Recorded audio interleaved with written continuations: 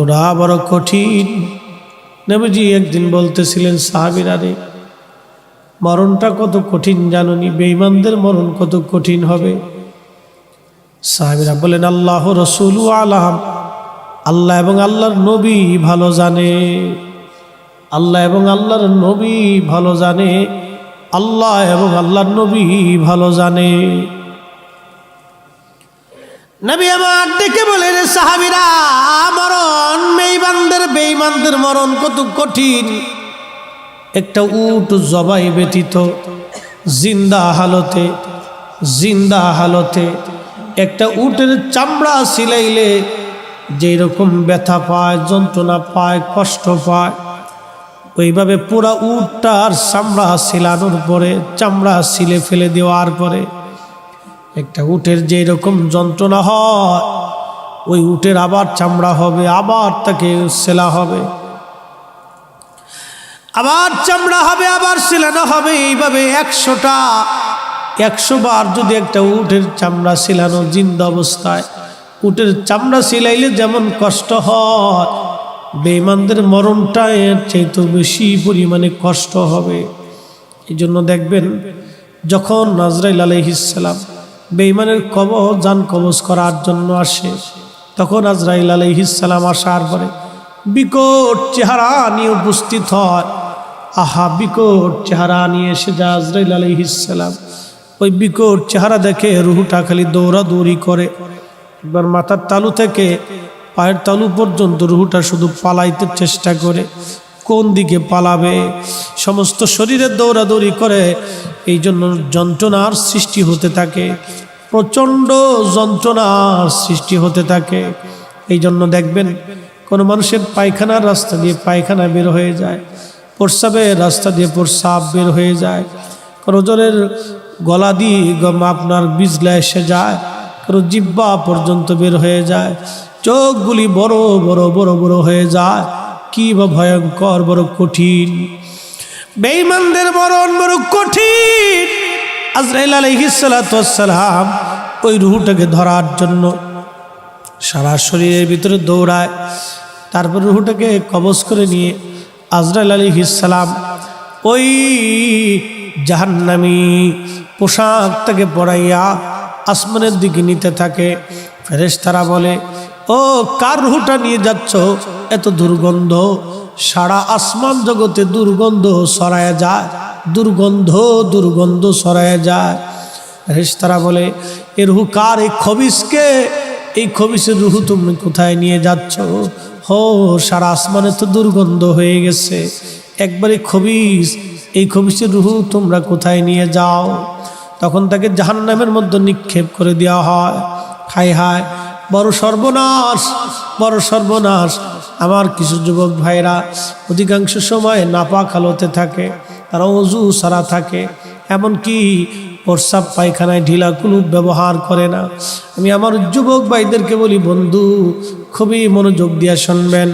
আপনি যে প্রস্রাব করার পরে ঢিলা কুলুপ পানি ব্যবহার করলেন না, ওই অবস্থায় যদি আপনার মরণ হয়, কখন মরণ আসবে আমরা তো কেউ বলতে পারি না। ওই সময় যদি আপনার মরণ হয়ে যায়, বন্ধুরে, উপায় কি? উপায় কি? উপায় কি? আপনার উপায় কি হবে? এই কঠিন সময় আপনি নাপাক হয়ে গেলেন, এই সময় তো রহমতের ফেরেশতা আপনার কাছে আসবে না। বড় কঠিন, বড় কঠিন। এই জন্য অনুরোধ করব, প্রস্রাব পায়খানা করার পরে অবশ্যই ঢিলা কুলুপ ব্যবহার করবেন। বিশেষ করে পেশাব করার পরে আপনারা ঢিলা কুলুপ ব্যবহার করবেন, পানি ব্যবহার করবেন, পবিত্রতা অর্জন করে ওযু হালতে থাকার চেষ্টা করবেন।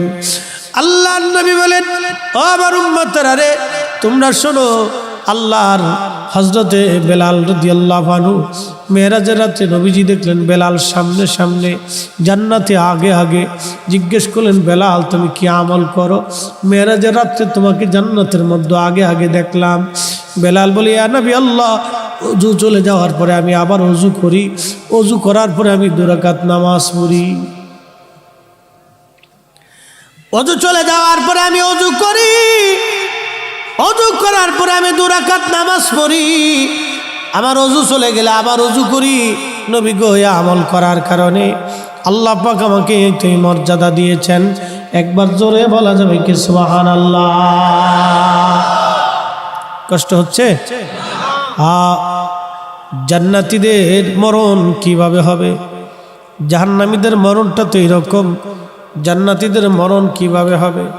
আল্লাহর বুজুর্গ বান্দার কাছে আজরাইল আলাইহিস সালাম আসবে, ইয়া আইয়্যুহান নাফসুল মুতমাইন্না তুরজিই ইলা রাব্বিকি রাদিয়াতাম মারদিয়া ফাদখুলি ফি ইবাদি ওয়াদখুলি জান্নাতি। জোরে বলা যাবে কি মারহাবা? আল্লাহর নবী বলেন, ও আমার উম্মতরা শোনো, জিবরাইল আজরাইল এসে ডাক দিবে, ইয়া আইয়্যুহান নাফসুল মুতমাইন্না, হে সন্তুষ্ট আত্মা, হে প্রশান্ত আত্মা, আল্লাহওয়ালা আত্মা, নবীর পাগল আত্মা, বের হয়ে আসো।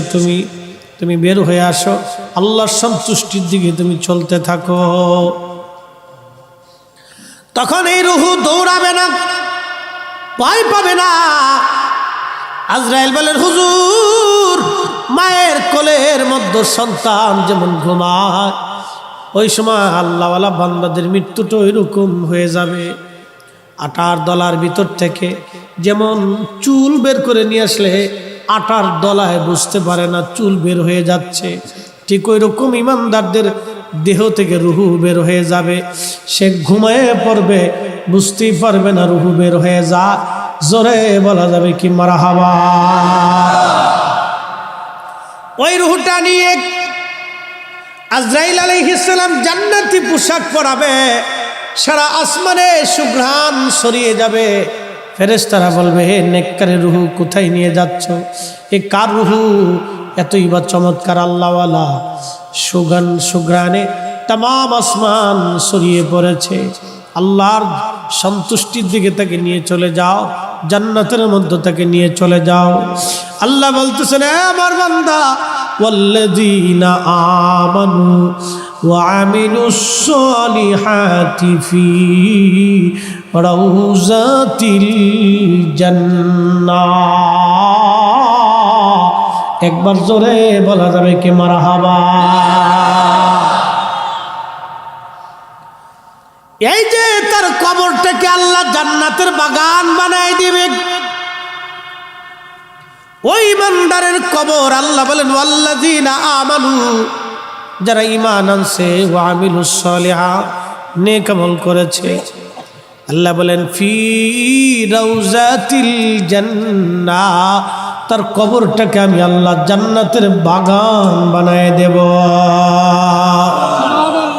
আল্লাহর নবী বলেন, ইন্নামাল কবরু রাউযাতুম মিন রিয়াজিল জান্নাহ, নিশ্চয় কারো কবর জান্নাতের টুকরার একটা টুকরা হয়ে যাবে।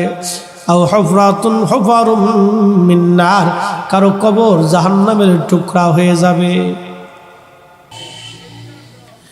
এই ব্যাধিতে আব্দুল্লাহ ইবনে উবাই জাহান্নামে চলে গেছে। এই ব্যাধিতে আব্দুল্লাহ ইবনে উবাই জাহান্নামে চলে গেল। এই ব্যাধিতে আব্দুল্লাহ ইবনে যুলখুলাইসা জাহান্নামে চলে গেল। এই ব্যাধিতে ইয়াজিদও জাহান্নামে চলে গেল।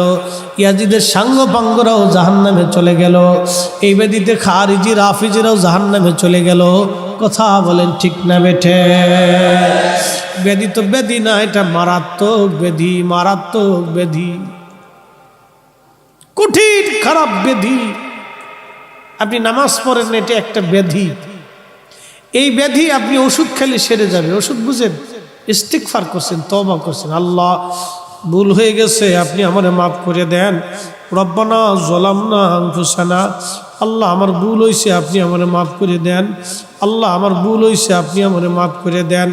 আল্লাহ বলেন, কুল, হুজুর আপনি বলেন, ইয়া ইবাদিয়াল্লাযীনা আসরাফু আলা আনফুসিহিম, আমার বান্দারা যারা নফসের সাথে জুলুম করছে, গুনাহ করে ফেলছে, আমার বান্দাদেরকে বলে দেন, লা তাকনাতু মির রাহমাতিল্লাহ, আমি আল্লাহর রহমত থেকে যেন তারা নিরাশ হয় না।